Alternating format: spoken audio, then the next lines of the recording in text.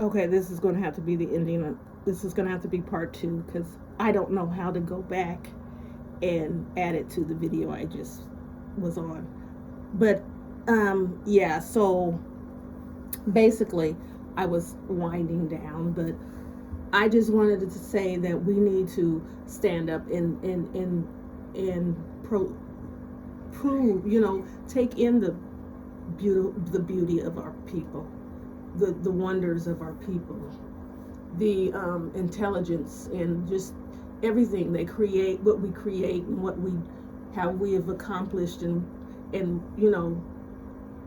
stop living off of the propaganda, or allowing them to keep using that same propaganda about how we're born to be um, savages, or don't amount to much, don't amount to anything. The only thing that we're good for is to work.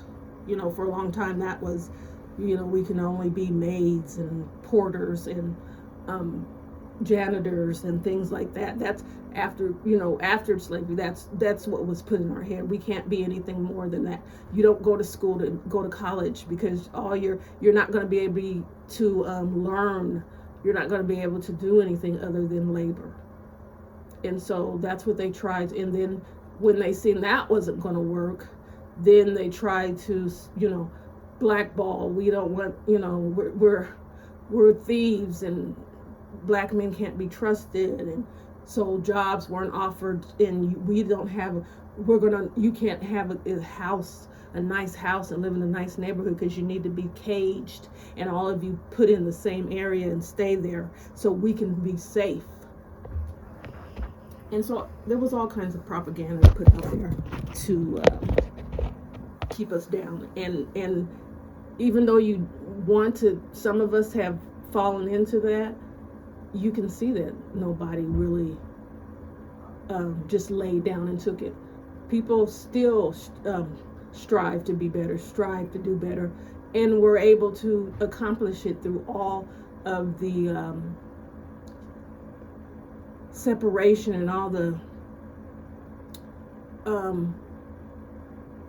hate and all of the everything that was going on. If you ever sit down and listen to an older person talk, well, back then, because we've come, years have passed since, but my grandmother used to tell me stories, and I just can't understand in this day and age how people who were stepped on and attacked and beaten and tortured still stood and would strive to be better people. And here we, in this day and age, we still are discriminated against, but we're still free to walk down the street, no matter whatever. We're still free to go into a store and buy food, and we act like we're helpless to do anything.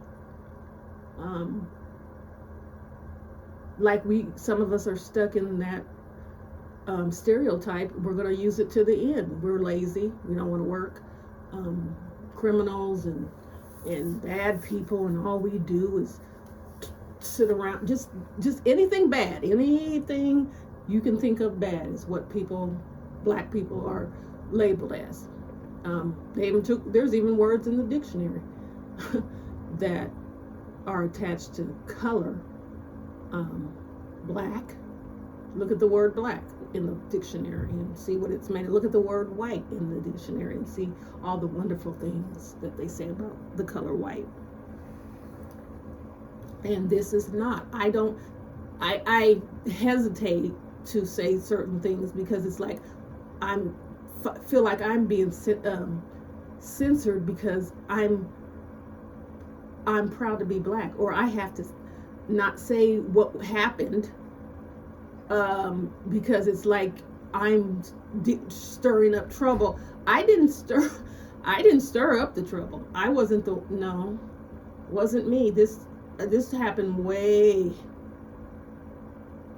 before I was. I can't even put myself anywhere near trouble.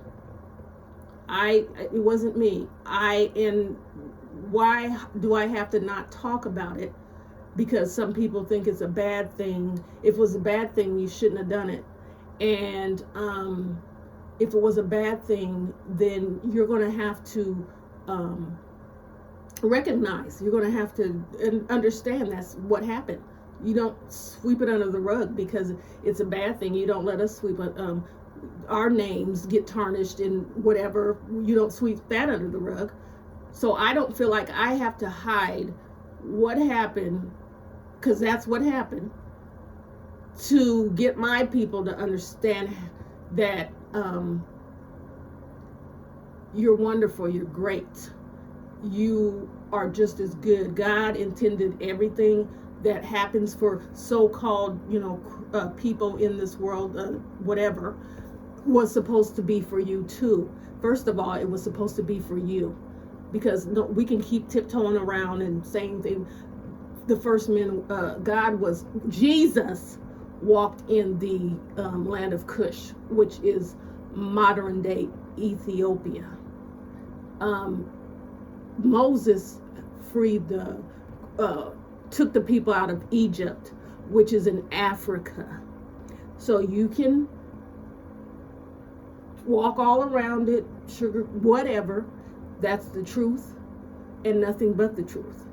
And the truth is coming out. So why you can't talk about it? They can't silence you. Don't let people silence you. Be proud of who you are. They get to be proud of their color and who they are. It's time that we show that we are too. That we're not just an anomaly. That we are just not a second thought, or we're something to be admired, because it's like we were made and because of and they're in awe because we are such imperfected people, and we shouldn't be able to do these things, and we continue to do things. And so how is this happening? We are human beings,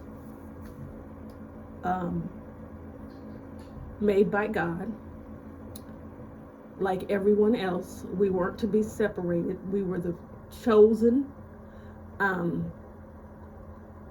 You came after, and whoever you is you.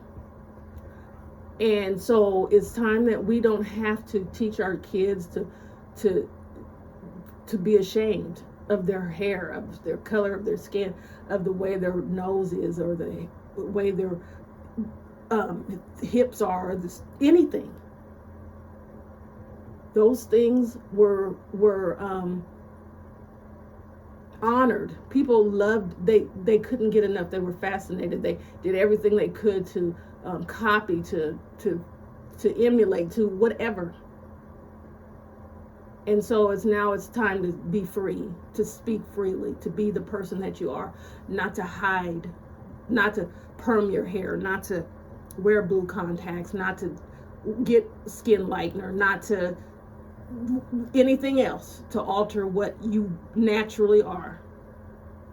And that's all that I have to say right now. I hope everyone has a blessed weekend, and until next time.